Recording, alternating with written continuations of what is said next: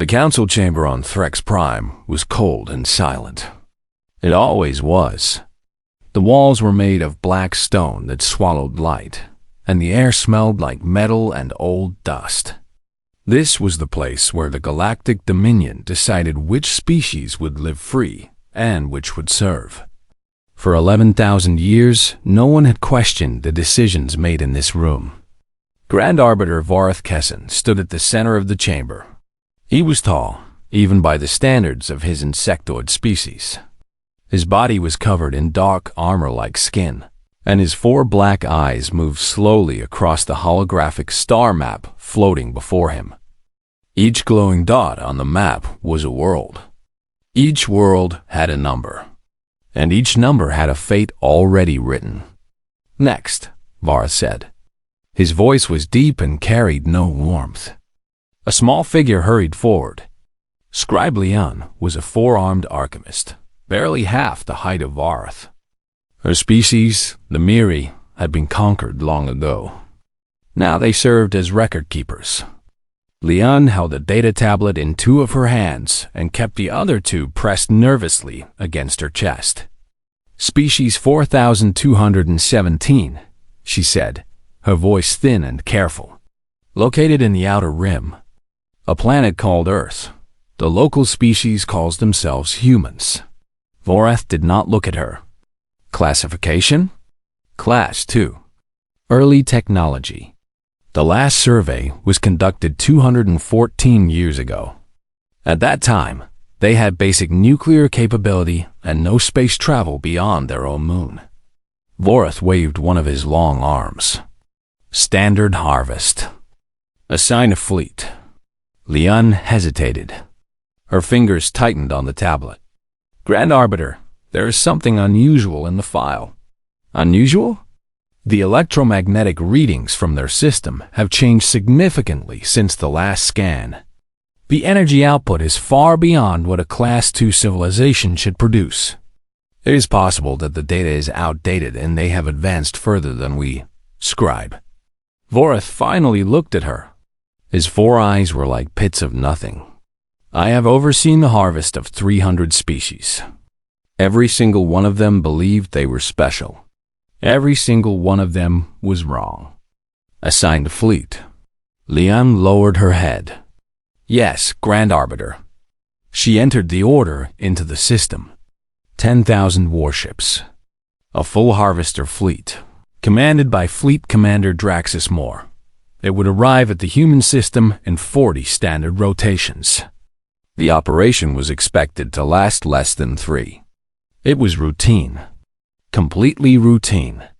6,000 light years away, on a small blue planet circling an ordinary yellow star, the routine was about to end forever.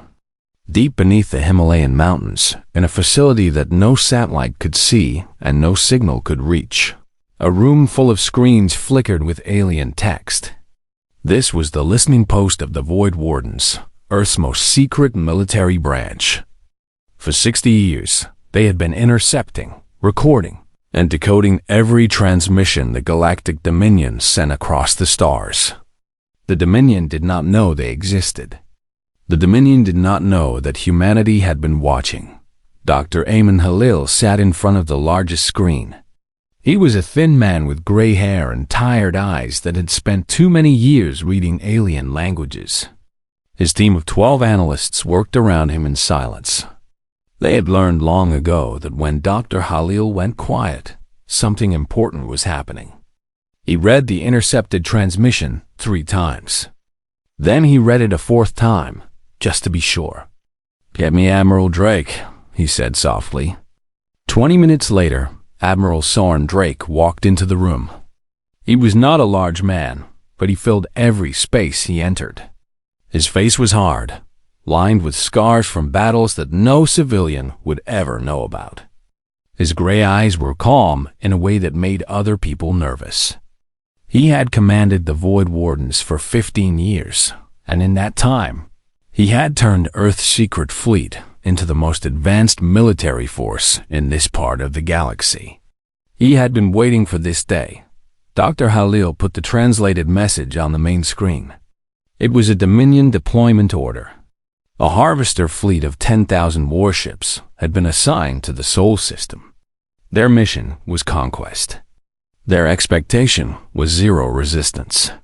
The room was quiet for a long time. 10,000 ships, one of the analysts whispered. Admiral Drake read the message slowly.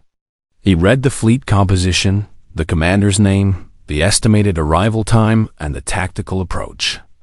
Then he did something that no one in the room expected. He smiled. It was not a happy smile. It was the smile of a man who had spent his entire career building something and had finally been given a reason to use it. 60 years, Drake said quietly. 60 years of watching. 60 years of building.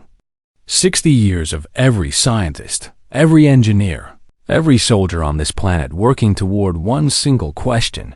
What happens when they finally come for us? He looked at Dr. Halil. Now we have our answer. He turned to his command staff. Activate Protocol Prometheus. The words moved through the facility like electricity. Officers who had trained for this moment their entire lives suddenly found their hands shaking. Protocol Prometheus was not just a battle plan. It was the sum total of everything humanity had built in secret. Hidden fleets. Weapon systems powered by the sun itself. Billions of autonomous drones stored in hollowed-out asteroids. Sensor networks that stretched across the entire solar system. All of it sleeping. All of it waiting. Until now. Over the next hour, Drake gave orders that would quietly wake up the most dangerous military machine the galaxy had never seen. No alarms rang on the surface. No governments made announcements.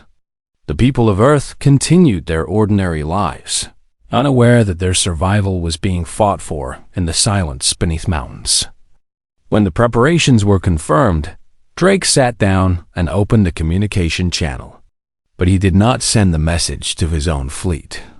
He sent it outward, into the dark, aimed directly at the approaching Dominion harvester fleet. He used their own encrypted military frequency, the one they believed no other species could access. The message was short. Drake wrote it himself. Dr. Halil watched him type. You think this will stop them? Drake shook his head. No, it will not stop them. Nothing will stop them from coming. But when they get here, I want them to know something. What? That we were never afraid. He pressed send. The message traveled outward at the speed of light, slicing through the darkness between stars. It would reach the harvester fleet in hours. It would reach the rest of the galaxy not long after. And when it did, nothing would ever be the same. Somewhere on Threx Prime, Scribe Leon sat alone in her small room, still staring at the file for species 4217. Something about it bothered her. Something deep in the old data, buried beneath layers of bureaucratic neglect. She kept digging, pulling up records that had not been opened in centuries. And then she found it. A single note from the original surveyor who had first visited Earth. It was marked with the highest possible danger classification, a level she had never seen used before. The note was short. Recommend permanent avoidance. Species exhibits anomalous aggression adaptation loop. Do not engage.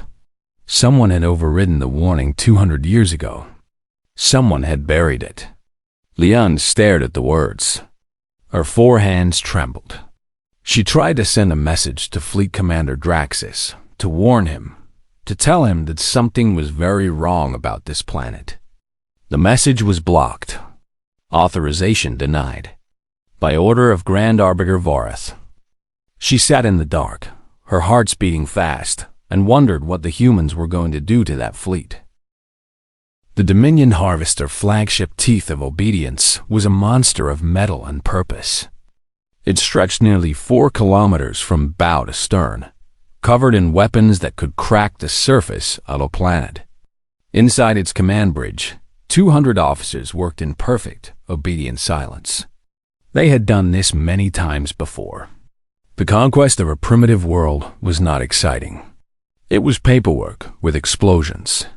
Fleet Commander Draxus Moore stood at the center of the bridge with his thick arms folded behind his back. He was a reptilian creature with green-black scales, sharp teeth, and eyes the color of old blood.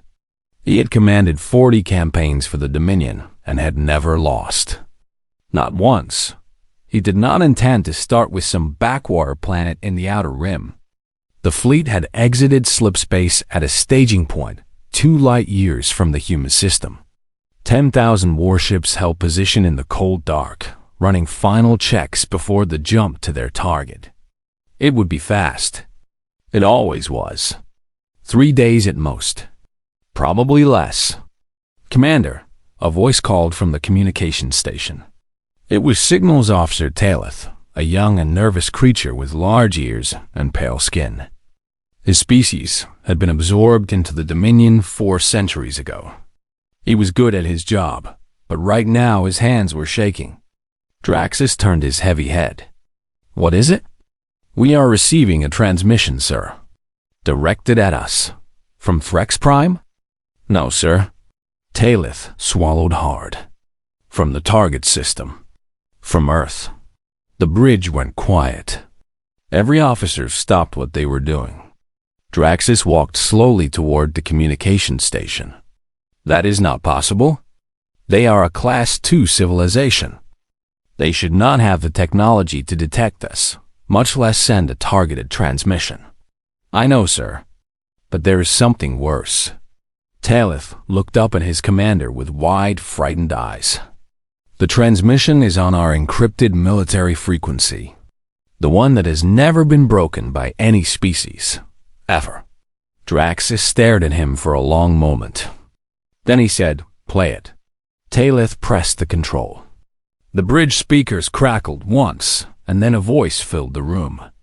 It was calm and clear, speaking in perfect Dominion common tongue. But it was not a Dominion voice. It was something else entirely. Something human. To the commanders of the Dominion Harvester Fleet designated for Sol 3, "We are aware of your mission, your fleet composition, your staging coordinates, and your rules of engagement. We have been aware for some time. This message is not a plea. It is not a negotiation. It is a courtesy. Do not come here. You will not be harvested. You will not be enslaved. You will simply cease to exist. This is your only warning. The Void Wardens of Earth." The message ended. Silence filled the bridge like water filling a sinking ship. One of the junior officers made a small sound that might have been fear. Draxus silenced it with a look. "A bluff," he said firmly. "A desperate species that somehow intercepted our communications and is trying to frighten us." He turned to his officers. "We proceed as planned. Increase combat readiness to full. We jump to Sol in 6 hours." No one argued. No one ever argued with Draxus. But the message was already doing its damage far beyond the flagship. 6,000 light years away, on Station Oran 4, a woman sat in a small room surrounded by alien equipment. Her name was Selim Marchetti, and officially she was a human trader dealing in rare minerals. Unofficially, she was Earth's secret ambassador to the galaxy. She had lived on this station for 11 years, learning alien languages, building quiet relationships, and planting seeds of doubt about the Dominion wherever she could. She had received the message from Admiral Drake 30 minutes before it was sent to the fleet. Along with it came a simple instruction: make sure the galaxy hears it. Marchetti was very good at her job. She had spent years placing small devices inside the station's communication systems. Tiny things, no bigger than grains of sand, hidden in relay nodes and signal boosters. Now she activated them. The message that was meant only for the Harvester fleet was copied, amplified, and broadcast across the open galactic communication network. Within an hour, it had reached hundreds of worlds. On the mining planet of Reth Prime, where stone-skinned giants had been enslaved for 800 years, Workers in the deep tunnels stopped and listened as the message played through hijacked speakers. A species had threatened the Dominion. Not begged, not pleaded, threatened. A massive worker named Corvin stood perfectly still as the words washed over him. He had led a secret resistance for 20 years, waiting for a sign that the Dominion was not unbeatable. Slowly, he closed his enormous fist. On the water world of Pelusis, where an aquatic species had been forced to harvest their own oceans for Dominion profit, the elders gathered in their deep halls and replayed the message 17 times. They had not heard defiance in 10 generations. On Station Ornfor itself, aliens of a dozen conquered species crowded around screens and speakers, listening to a human voice speak words that no one had dared to speak in living memory. Some were afraid. Some were angry. But underneath it all, like a fire catching in dry grass, was something else. Hope, small and fragile, but alive. The Dominion loyalists were furious. How dare some unknown species challenge the greatest power in the galaxy? It was absurd. It was an insult. It was dangerous, because if the Dominion did not crush Earth completely and publicly, other species might start getting ideas. On Threx Prime, Grand Arbiter Vorath was informed of the leaked message by a trembling aide. He listened to it once. Then he turned off the recording and sat in silence for exactly 10 seconds. "Amusing," he said. His voice was flat. "Grand Arbiter, the message has spread to at least 400 systems. The subject species are restless. Yes, they always become restless when they smell weakness." Vorath stood. "Which is why there will be no weakness. Commander Draxus will proceed. He will destroy the human fleet, burn their cities, and send their leaders to the processing camps. We will broadcast the fall of Earth on every channel in the Dominion, and this moment of false hope will be crushed." He dismissed the aide with a wave of his arm. The matter was settled. But Scribe Leon had not stopped digging. She had found the buried surveyor's report, the one marked with the highest danger classification. Now she searched for more, pulling files from archives that had not been opened in centuries. What she found made her blood run cold. The original survey team that had visited Earth had not simply studied the humans from orbit. They had landed. They had observed the species up close. And what they had documented was unlike anything in the Dominion's records. Humans did not simply endure threats. They adapted to them. Every war made their weapons better. Every plague made their medicine stronger. Every disaster made their societies more organized. It was not slow evolution over millions of years. It was fast, deliberate change within single generations. The surveyor had called it the aggression adaptation loop and had written in his final notes that humanity had the potential to become what the Dominion classified as an apex predator species. That classification had been used only twice in galactic history. Both times, the species had to be completely destroyed before they became too powerful to stop. Both times, it had cost the Dominion dearly, and someone had looked at this report and buried it. Someone had decided that the warning was not worth the trouble. Leon tried again to send a message to Commander Draxus. Again, it was blocked by Vorath's office. She sat alone in her archive room, surrounded by the ghosts of 1,000 conquered worlds, and felt the terrible certainty that the Dominion had just made the worst mistake in its long and bloody history. Far away, the Harvester fleet jumped toward Sol, 10,000 warships carrying 1,000,000 soldiers, all expecting an easy victory against a primitive world. They dropped out of slipspace at the edge of the human solar system. Draxus stood on his bridge and looked at the sensor readings. He expected to see crude defense platforms, maybe a few primitive warships, perhaps some nuclear missiles aimed at his fleet. He saw nothing. The system was empty. No ships, no stations. No defenses of any kind. Just planets, moons, asteroids, and silence. Draxus grinned. His sharp teeth caught the light. As expected. They had nothing. The message was a bluff. Begin standard approach. We take the third planet. His officers acknowledged the order. The fleet began to move inward. And then every sensor on every ship in the fleet screamed at once. The screaming of the sensors was not a malfunction. It was a warning. Every ship in the Harvester fleet was being scanned at the same time by something they could not see, could not locate, and could not stop. In seconds, the invisible scanners had mapped every ship in the fleet. Shield frequencies, weapon systems, engine types, crew numbers. Everything was read, recorded, and cataloged by a ghost. Commander Draxus gripped the railing of his bridge. Where is it coming from? Find the source. His sensor officers worked frantically, but their screens showed nothing. The system still appeared empty. Whatever was scanning them was completely invisible to Dominion technology. Deep beneath the Himalayan mountains on Earth, Admiral Soren Drake sat in the war room and watched the Dominion fleet on a holographic display. Every ship was tagged and identified. He knew their names, their commanders, their weapons, and their weaknesses.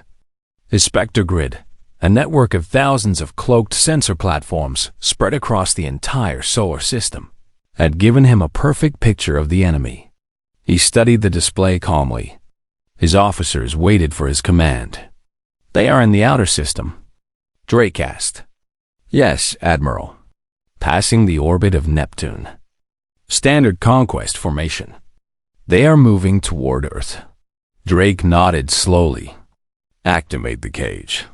The order traveled at the speed of light to hidden installations scattered across the asteroid belt.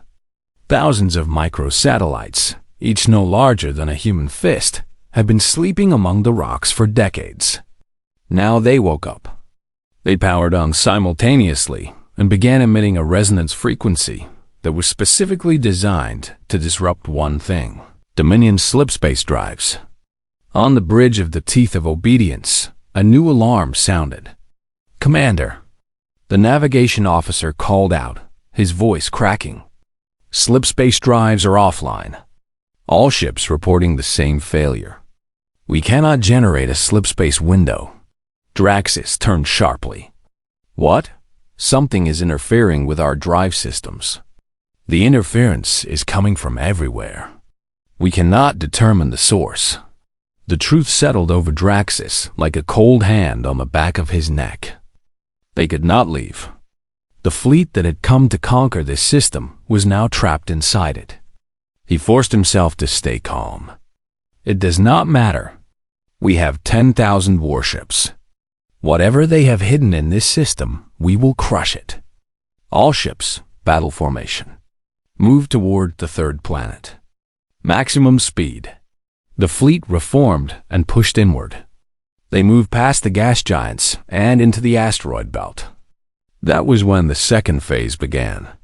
From the surfaces of moons, from inside hollowed asteroids, from orbital platforms hidden behind planets, launch doors opened by the thousands. What came out of them was not a fleet. It was a swarm. Billions of autonomous drones, each barely larger than a bird, poured into space like a dark river. They were fast, agile, and they had only one purpose: to blind the enemy. The drones did not attack the Dominion ships directly. They targeted sensors, communication arrays, navigation systems, and antenna clusters.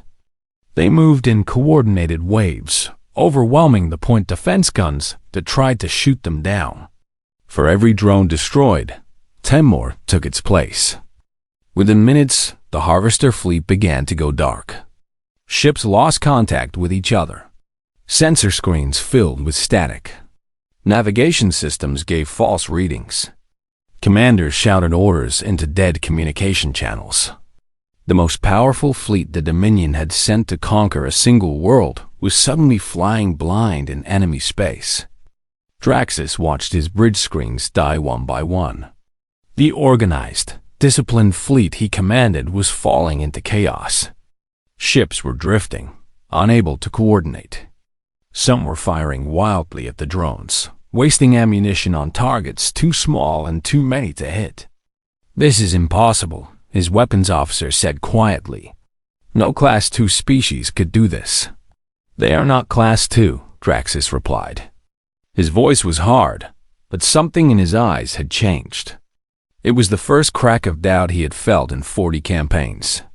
"They have not been Class 2 for a very long time." 2 billion kilometers away, in the cold darkness of the Kuiper Belt, Captain Yuki Tanaka sat in the command chair of the EWS Consequence. Her ship was a stealth dreadnought, the most advanced warship humanity had ever built. It was 300 meters long, covered in light-absorbing armor that made it invisible to every known sensor technology. It carried weapons that the Dominion had never seen and could not defend against. And it was not alone. Around it, hidden in the frozen rocks at the edge of the solar system, were 199 more ships just like it. They had been here for years, sleeping, waiting, hidden so perfectly that even the Dominion's entry scan had missed them completely. Tanaka watched the tactical display. The Dominion fleet was blinded and scattered. The drones had done their work perfectly. Her communication officer spoke. "Admiral Drake is on the line." Drake's voice came through, calm and steady. "Captain Tanaka, the enemy is in the box.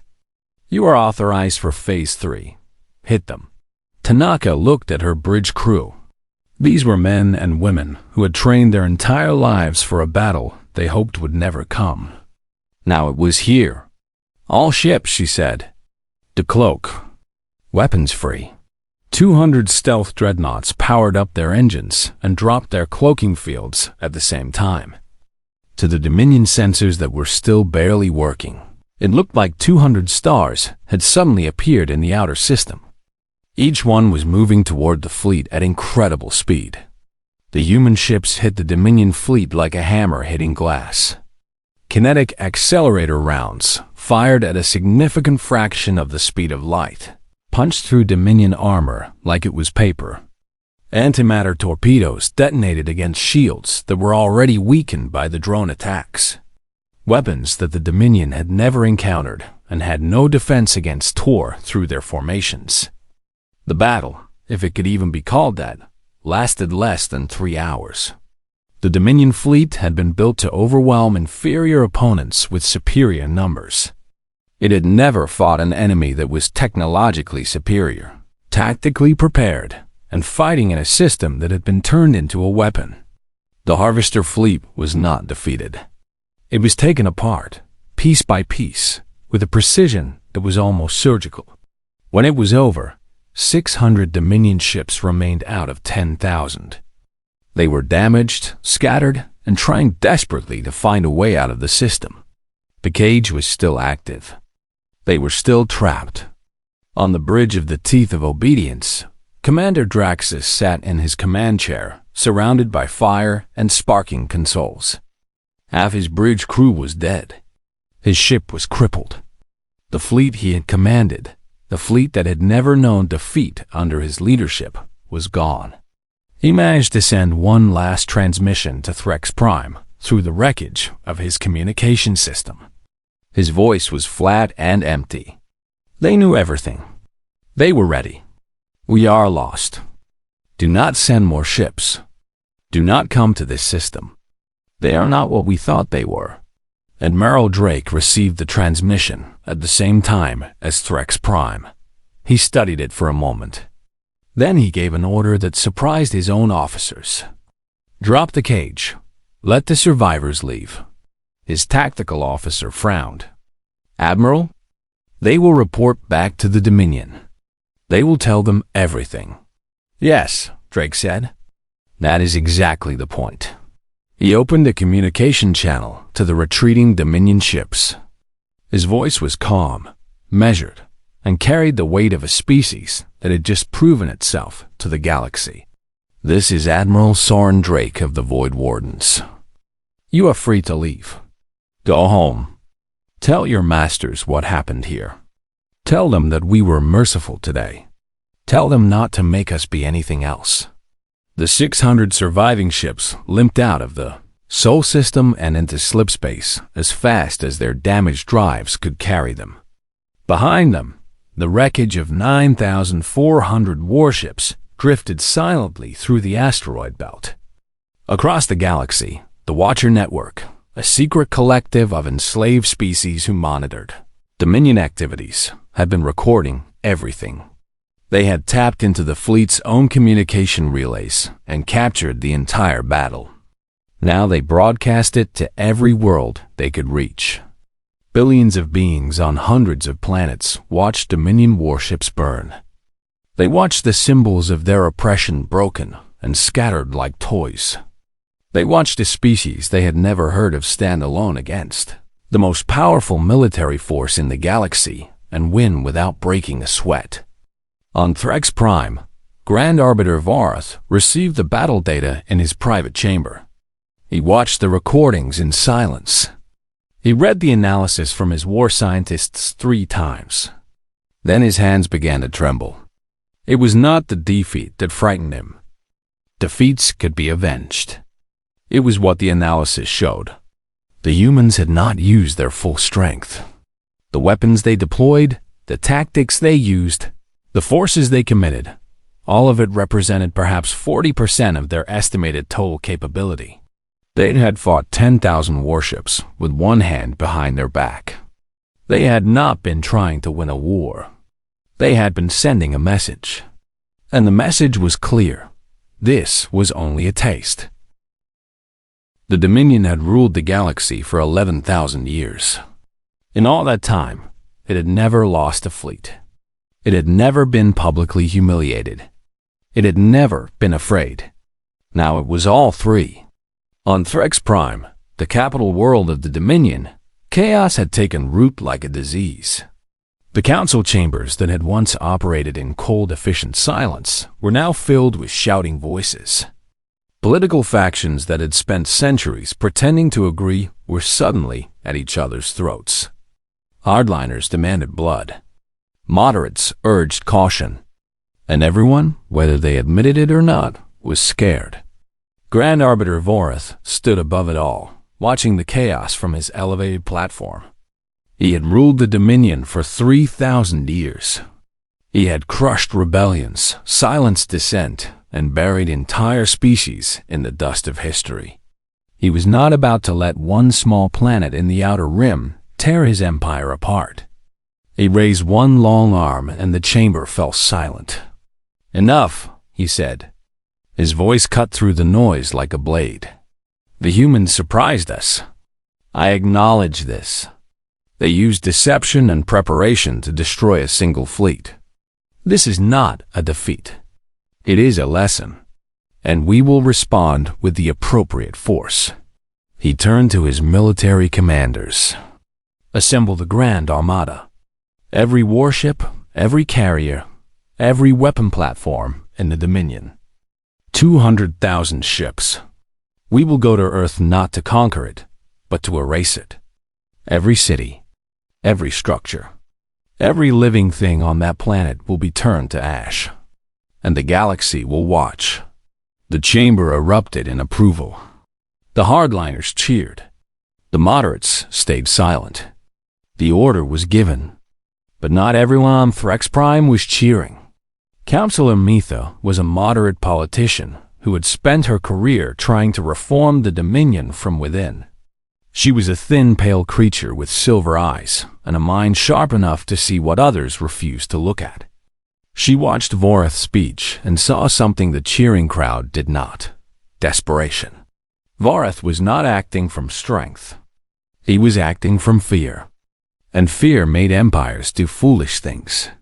That night, Metha received an unexpected visitor. Scribe Leon came to her private quarters, trembling and carrying a data tablet that contained the buried surveyor's report on humanity. Leon placed the tablet on Metha's desk. "Read it," she said. "Read what the first surveyor found on Earth. Read what the Grand Arbiter buried." Mitha, read it. The aggression adaptation loop. The classification of humanity as a potential apex predator species. The warning to never engage them. The recommendation for permanent avoidance that had been overridden and forgotten. When she finished, Mitha sat back in her chair and closed her eyes. He knew, or he should have known. And he sent a fleet anyway. He is sending 200,000 ships now, Leon said. If the humans truly are what this report says, what will they do when the entire Dominion comes to their door? Mitha did not answer. She did not need to. They both knew.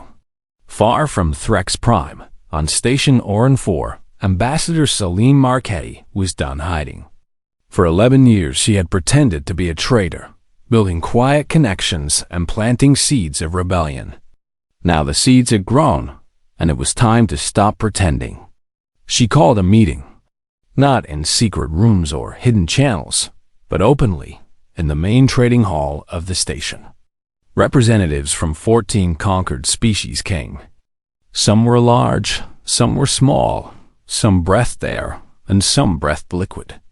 All of them had one thing in common. They had been under the boot of the Dominion for centuries, and they had just watched that boot get kicked across the solar system. Marchetti stood before them and spoke plainly. I am not a traitor. I am an ambassador of Earth. My people have been watching the Dominion for 60 years. We know what they do to species like yours. We know about the harvests, the slave camps, the stripped worlds. And we chose to prepare instead of submit. The room was tense. A massive Wrath warrior named Corvan stood near the back, his stone-gray arms folded across his broad chest. His species had been enslaved for 800 years, forced to work in deep mines until their bodies broke. He had led an underground resistance for 2 decades, but it had always been small, always hiding, always waiting for something to change. What do you want from us? Corvan asked. His voice was deep as an earthquake. Nothing, Marchetti said. We did not fight the Dominion for you. We fought them because they came for us. But they are coming again. 200,000 ships this time. Earth cannot fight that alone. She paused and looked at every face in the room. We are not asking you to serve us. We are not asking you to obey us. We are asking you to fight for yourselves. And if you choose to fight, we will stand beside you. We will bleed beside you. That is our offer. The room was silent. These were species that had learned over centuries that standing up meant being crushed. Trust was not something that came easily to the conquered. Corvan was the first to speak. My people have waited 800 years for someone to prove that the Dominion can bleed. You have proven it. The Vreth will fight. One by one, others followed. The aquatic Peluchi, the winged Seraph, the crystalline Hori, species that had been enemies under Dominion rule, that had been turned against each other by their masters, now agreed to stand together. It was not smooth. There were arguments, suspicions, and old hatreds that nearly broke the alliance before it began. But it held. Back on Earth, Dr. Halil's intelligence team had intercepted the plans for the Grand Armada. When the briefing reached Admiral Drake, he did not smile this time. 200,000 warships was a force that could burn entire star systems. Even with Earth's technology, even with the home advantage, the numbers were crushing. We need allies, Drake said simply. The technology we share with them does not need to be our best. It just needs to be better than what the Dominion gives their slaves. Earth began shipping weapons technology, shield generators, communication systems, and tactical training programs to the Alliance through hidden channels. Human military advisors traveled to secret bases on neutral worlds, teaching conquered species how to organize, how to fight, and most importantly, how to believe they could win. The Alliance grew. It was messy, fragile, and held together by nothing more than shared desperation and a thin thread of trust. But it grew. Then Counselor Mitha made her move. through a chain of intermediaries so long and complex that it could never be traced back to her. She sent a data package to Ambassador Marchetti. Inside was the complete deployment schedule of the Grand Armada, the routes, the timing, the supply chain, and the command structure. It was the single most valuable piece of intelligence in galactic history, and it came from the heart of the Dominion itself. When Admiral Drake received the data, he studied it for a full day without sleeping. Then he called a meeting of his senior commanders and the leaders of the allied species. The Armada launches in 20 rotations, he told them. 200,000 ships. They will come through Dominion space, gathering forces as they go. They expect to arrive at Sol and find us alone. He activated a holographic map that showed the Armada's route.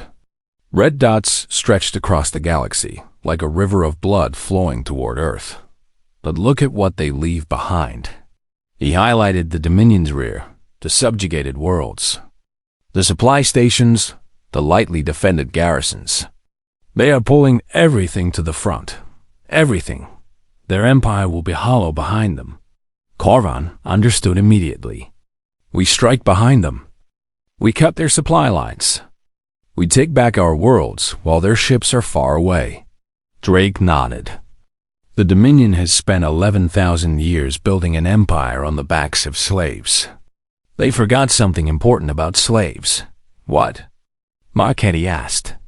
That they outnumber their masters. The Grand Armada launched from Threx Prime 3 weeks later. 200,000 warships moved through space in a formation so vast that it blocked out the stars. Varath broadcast a galaxy-wide declaration from his council chamber. His voice was cold and final. The species known as humans, and any species that provides them aid, will be destroyed completely. There will be no conquest. There will be no integration. There will be extinction. This is the will of the Dominion. The galaxy heard him. And on 100 worlds, in secret rooms and hidden tunnels and deep underwater halls, the conquered species heard him too. They looked at each other. They gripped their new weapons. And they waited. As the Armada crossed through Dominion space, reports began arriving from the rear. Small at first. A garrison overrun on a mining world. A supply depot destroyed. Communication relays going dark. Then bigger. Entire planets declaring independence. Slave armies rising with weapons that were far better than anything they should have had. The Empire was burning from within. And at the edge of the Sol system, Admiral Drake stood before a combined fleet of 12,000 ships. Human dreadnoughts and allied warships of every shape and size. Crewed by species that had never fought together before, but were willing to die together now. He opened a channel that he knew the approaching Armada would intercept. His voice was steady. His words were simple. You should have stayed home. The Grand Armada of the Galactic Dominion dropped out of slipspace at the edge of the Sol system like a dark cloud swallowing the sky. 200,000 warships stretching across millions of kilometers of space, each one carrying enough firepower to level a continent. It was the largest military force ever assembled in galactic history, built for one single purpose, to erase humanity from existence. On the other side of the system, Admiral Soren Drake stood in his war room beneath the Himalayas and studied the enemy on his holographic display. The numbers were staggering. 200,000 against 12,000. The math said it was impossible. The math said Earth should surrender. Drake had never been very good at math. All stations report ready, his tactical officer said. Allied fleet is in position. The cage is fully charged. Drone reserves are at maximum capacity. Drake looked at the display one final time. Then he spoke to every ship in his fleet, human and alien alike. This is Admiral Drake. What comes toward us today is everything the Dominion has. Every ship, every weapon, every ounce of power they have built over 11,000 years of conquest. They believe that power makes them invincible. He paused. They are wrong. Power is not in the size of your fleet. It is in what you are willing to fight for. Today, we fight for every species they have ever crushed, every world they have ever burned, every voice they have ever silenced. Hold the line, and make them remember this day forever. The Battle of Seoul began. The Armada pushed into the system in a massive wave, expecting to overwhelm the defenders with sheer numbers. They hit the cage first. The resonance field activated across the asteroid belt, and thousands of Dominion ships lost their slipspace capability instantly. They were committed now. There was no quick retreat. The system-wide weapon platforms that had been sleeping among the asteroids woke up and opened fire, hammering the leading edge of the Armada with kinetic rounds and plasma bolts. The Dominion lost 3,000 ships before they even reached the inner system. But the Armada was vast, and it kept coming, absorbing the losses and pressing forward like a flood pushing through a wall. Phase 2 hit them next. The drone swarms launched again, but this time they were not alone. Allied species had contributed their own additions. Vreth magnetic disruptors that scrambled targeting systems. Pelucci bioacid pods that ate through hull plating. Sereth lightbenders that created false sensor images. The swarm was larger, smarter, and more vicious than anything the Dominion had faced in the first battle. The Armada's formation began to fracture. Ships lost contact with their neighbors. Commanders issued conflicting orders. Entire battle groups drifted off course, chasing ghost signals while the real attacks came from behind. But the Dominion still had numbers. They adapted, pulling their ships into tighter formations, using overlapping shield coverage to protect against the drones. Slowly, painfully, they pushed through the swarm and toward the inner planets. Drake watched the tactical display. The enemy was bleeding, but they were still coming. It was time for the combined fleet to fight. 12,000 ships moved to meet 200,000. Human stealth dreadnoughts struck from unexpected angles, appearing and disappearing like shadows. Allied warships fought with a desperate courage that surprised even their human partners. These were species that had lived in chains for centuries. They had nothing left to lose and everything to prove. Corvand led a squadron of Vreth warships, crude, heavy vessels that the stone-skinned warriors had built in secret over decades. They were not elegant or advanced. They were blunt instruments, and the Vreth used them like hammers. Corvand's flagship, a captured Dominion cruiser that his people had rebuilt with their own hands, charged directly into the heart of a Dominion battle group. Corvand, you are outnumbered in that sector. Captain Tanaka radioed from the consequence. Pull back and regroup. The Vreth do not pull back, Corvand replied. We have been pulling back for 800 years. Today we push forward. His ship slammed into a Dominion command carrier at full speed. The collision tore both ships apart, but it also disabled the carrier's command network, throwing the entire battle group into confusion. Corvand and most of his crew made it to the escape pods. Some did not. The sacrifice was not in vain. Human dreadnoughts swept through the disorganized battle group and destroyed it in minutes. Similar stories played out across the system. Pelucci submersible ships, designed for their water world, were surprisingly effective in the three-dimensional combat of space.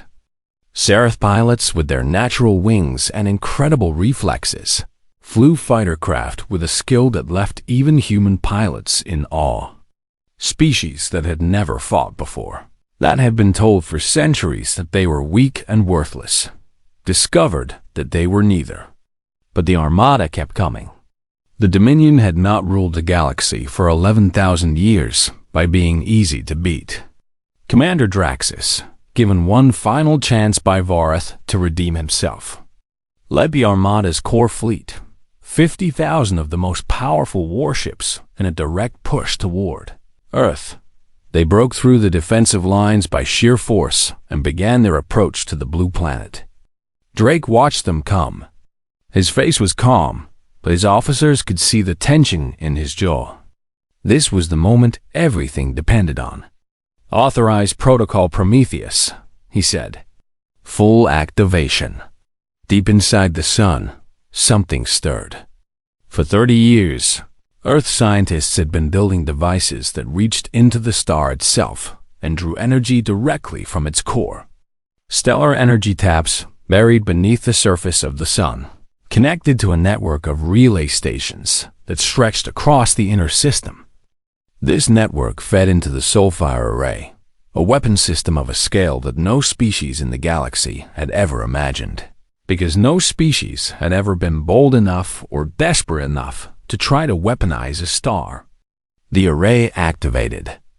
The relay stations aligned, and from the heart of the sun, concentrated beams of solar plasma, each one carrying the temperature of a stellar core, lanced outward across the system. The effect was immediate and devastating. Entire Dominion formations vanished. Ships that had survived the drones, the weapons platforms, and a combined fleet were erased in instants by beams of pure star fire. Shield technology meant nothing. Armor meant nothing. The Soulfire Array did not damage ships. It turned them into gas. Draxus saw the beams cutting through his fleet and understood, finally and completely, that the humans had been holding back all along. Everything before this, the drones, the stealth ships, the cage, had been the opening moves. This was the real weapon. This was what Protocol Prometheus had always been about. He did not run. He pushed his damaged flagship forward, determined to reach Earth, to strike at least one blow against the species that had humiliated the Dominion. Captain Tanaka's Consequence moved to intercept him above Mars. The two ships fought a brutal, close-range duel among the red planet's thin atmosphere. They traded fire until both were burning, venting atmosphere, and falling apart. Tanaka ordered her crew to evacuate. Draxus did not. As his ship broke apart around him, the old reptilian warrior looked at the blue planet hanging in the distance and said quietly, to no one, they deserved their freedom. Both ships were destroyed. Tanaka and most of her crew were recovered from escape pods hours later. Draxus was not. The armada broke. The will to fight drained out of the Dominion fleet like blood from a wound. Ships began surrendering, powering down their weapons and broadcasting distress signals. Others turned and ran, jumping to slipspace the moment they cleared the cage's range. The Grand Armada, the greatest military force in galactic history, scattered like dust in a storm. Varath watched from Threx Prime through a real-time relay. He saw his empire's entire military shattered against a single world.